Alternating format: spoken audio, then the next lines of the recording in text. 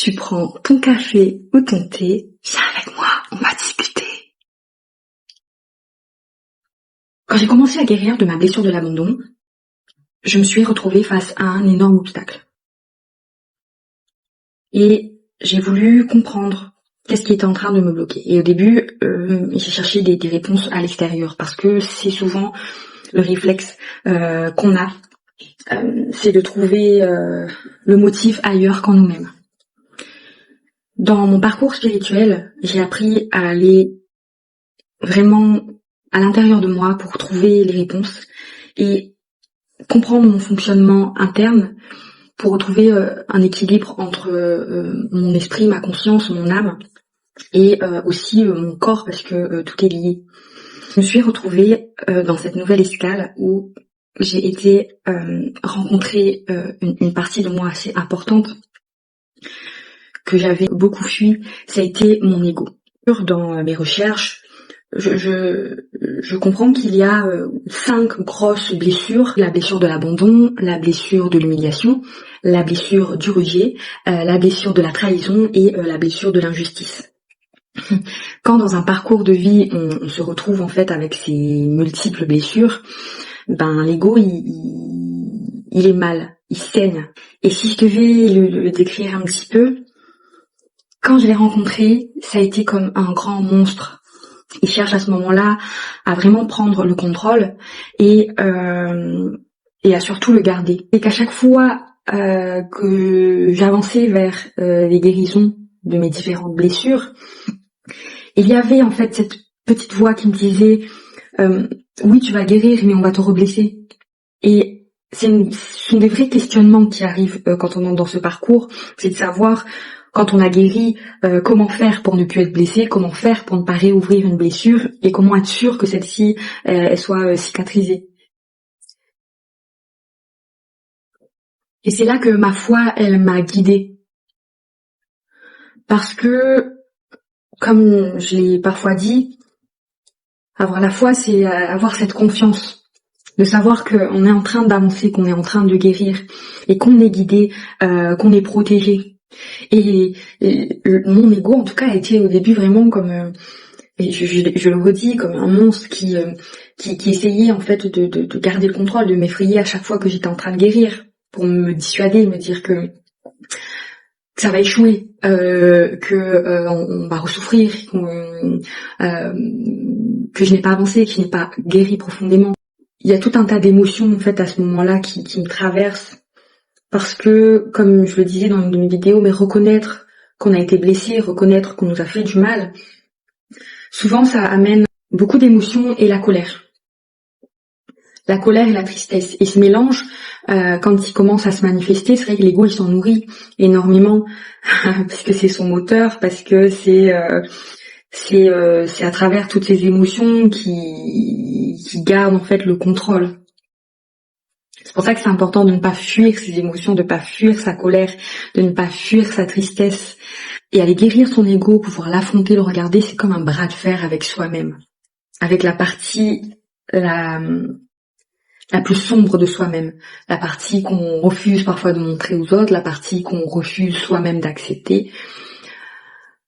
Ce bras de fer, moi j'ai décidé de l'entamer, j'ai décidé de le faire. Pour justement aller vers cette forme d'humilité, aller vers cette forme de conscience. Parce que quand l'ego il est gonflé, quand il saigne, on a tendance parfois à se positionner face aux autres d'une mauvaise façon. Et même avec avec beaucoup de qualité, le discours, quand un ego il est pas soigné, quand il est pas guéri, le discours peut être dans le jugement. Le regard qu'on porte sur l'autre peut être accusateur. Mon parcours spirituel et de guérison m'a appris à être humble, à ne pas être, en tout cas à essayer de ne pas être dans le jugement et ne pas juger une situation selon ce que mes yeux voient en premier lieu, d'essayer de comprendre un peu tout ce qui entoure, de ce qui englobe en fait la situation face à laquelle je me retrouve, la personne face à laquelle je me retrouve. Le travail que je faisais aussi avec les jeunes m'a permis ça, c'est d'avoir parfois quelques jeunes, quelques individus qui ont une carapace dure et qui développent des comportements agressifs, un langage pareil qui repousse l'autre en face de soi. Plus je parlais avec eux, plus je communiquais pour essayer de comprendre ce qui se passait.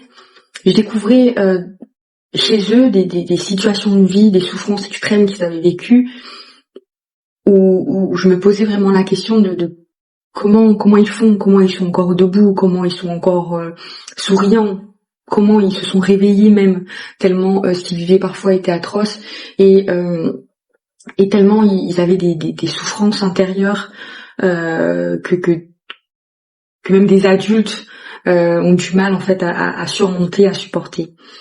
Et mon parcours m'a amené à vraiment comprendre vers où je voulais me diriger. Ce qu'il faut savoir dans ma traversée, le chemin n'est pas linéaire, il n'y a pas qu'une seule route, on a plusieurs routes, plusieurs chemins qu'on peut emprunter. Même s'il faut vivre dans le présent, savoir vers où on se dirige est quand même important. Et je crois que le chemin de l'humilité, c'est le chemin que moi j'ai voulu vraiment prendre. Quand on est guidé par le divin, quand on accepte cette lumière qui nous traverse, tout devient évident. Les situations deviennent évidentes. Ce qu'on doit faire devient évident. Et toute cette humilité, en fait, elle est amenée avec tout ça, avec la foi, son chemin de foi. Des situations où avant j'aurais eu un jugement, j'aurais eu un avis, des situations où je me serais positionnée peut-être au-dessus, j'ai vraiment été guidée à me repositionner. Et c'est vrai que ça développe une certaine capacité face à une situation, face à un problème, de trouver toutes les solutions possibles. Face à quelqu'un qui souffre, de vraiment amener l'autre à comprendre de lui-même qu'est-ce qui peut causer cette souffrance et trouver lui-même ses propres solutions. Et je crois que c'est ça, être humble. Je crois que c'est ça le chemin que j'ai voulu emprunter. Quand j'ai commencé mes études, il nous disait que être éducatrice, c'était celle qui accompagne. Et accompagner veut dire partager le pain. Je trouve ça fort. À l'époque, j'étais pas du tout dans mon parcours spirituel, mais j'avais quand même quelques croyances. Et j'avais trouvé ça plutôt symbolique. Plus j'avançais dans mon parcours, plus ce mot-là est devenu très significatif pour moi. Je crois que c'est vraiment ça, c'est de se positionner à côté et de partager avec l'autre.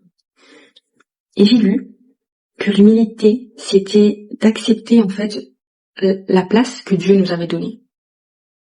J'ai trouvé ça beau. Et au début, j'ai été maladroite quand je me suis retrouvée dans cette escale. Parce que j'ai voulu aller très vite et j'ai voulu vraiment forcer mon ego à guérir très vite, à dire qu'il pouvait plus régner, que que c'était plus lui au contrôle et voilà, un peu comme une dictatrice de mon intérieur. Je crois sincèrement que la meilleure façon pour moi, ça a été réellement d'apporter de l'amour à cette partie qu'on a souvent grande tendance à juger. Je dis ça parce que je l'ai jugé chez les autres et je l'ai jugé chez moi. Sur mon chemin, je découvre que l'amour guérit l'ego. Que l'amour, en tout cas, guérit les blessures liées à l'ego. Et que si je pouvais accompagner les autres à s'aimer, il fallait que je le fasse avec moi. Et même si c'était une partie sombre que j'essayais de cacher, elle était présente. Quand j'ai commencé à apporter de l'amour, à m'apporter de l'amour dans cette guérison, dans ces différentes blessures, mon ego a tout doucement commencé à accepter d'aller vers un éveil de la conscience de ce qui m'entourait. De comprendre que on est tous en fait connectés, que ce soit avec son environnement, que ce soit avec les personnes qui sont autour de nous, on est connectés. Ça change la façon d'entrer en relation avec les autres. Alors je ne sais pas où est-ce que vous en êtes avec la blessure, les différentes blessures de votre ego. Prenez le temps de vous guérir. Acceptez qu'on a été blessé, qu'on a pu nous faire du mal. Ce n'est pas se sentir faible. C'est au contraire avoir le courage de se regarder en face, de se regarder à l'intérieur et de prendre vraiment le temps de se guérir, de prendre le temps de s'apporter les soins nécessaires. C'est d'accepter aussi de faire une place à l'humilité, faire une place à de nouvelles situations qui parfois oui va nous bousculer parce que certaines des expériences qu'on peut vivre nous repositionnent, nous met dans des situations, dans des positions où on n'est pas à l'aise. Et je crois sincèrement que c'est vraiment dans ces positions où on apprend le plus, où on sort de sa zone de confort et on redécouvre. On se laisse surprendre par ce que l'autre a à nous offrir.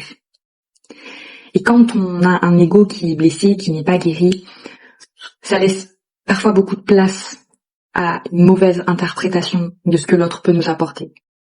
Et ça ferme les portes, ça ferme les opportunités pour soi, pour avancer.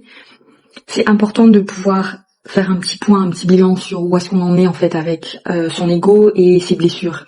Et d'accepter que ça peut prendre du temps mais que ça vaut la peine. Parce qu'après cette escale, il y a une grande maturité émotionnelle et spirituelle qui s'installe. Parce qu'on a un certain détachement, on va dire, sur beaucoup de situations qui, avant, auraient pu avoir un grand impact sur notre paix intérieure. Et après ce travail avec l'ego, avec son propre ego, on comprend qu'on est au contrôle, en fait, de sa propre vie. Soyez bienveillant avec vous, soyez bienveillant avec les autres personnes que vous rencontrez. Prenez le temps de comprendre que chacun est dans son propre cheminement, que chacun est en train de traverser sa propre guerre, on va dire, intérieure, son propre combat spirituel, son propre combat avec soi-même, les parties qu'on fuit. Et entourez-vous bien, soyez entourés, ou prenez le temps avec vous-même. En tout cas, apportez-vous les éléments nécessaires, les éléments qui vous permettent d'accéder en fait à ces guérisons de façon saine, où vous vous sentez réellement soutenu, où vous vous sentez à l'aise de pouvoir avancer avec ce qui se passe. N'essayez pas de brûler des étapes, parce que la guérison, comme je le dis, ça prend du temps. Ce n'est pas un chemin de précipitation. Parfois il faut du temps, parfois il faut des pauses, parce ce qu'on vit à l'intérieur de nous peut être bousculant. On peut aussi se confronter à des souvenirs qu'on a peut-être enfouis à un moment donné pour survivre. Apprenons tout doucement à être plus humble face à tout ce qui nous entoure et plus compréhensif face aux personnes aussi qui sont différentes de nous. Prenez soin de vous et je vous dis à bientôt. La vie est belle.